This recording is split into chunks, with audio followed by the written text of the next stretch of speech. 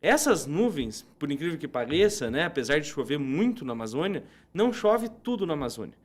Com correntes de ar que já são um fenômeno natural, né, elas são levadas, né, são trazidas até uma região próxima à Cordilheira dos Andes, ali no Chile.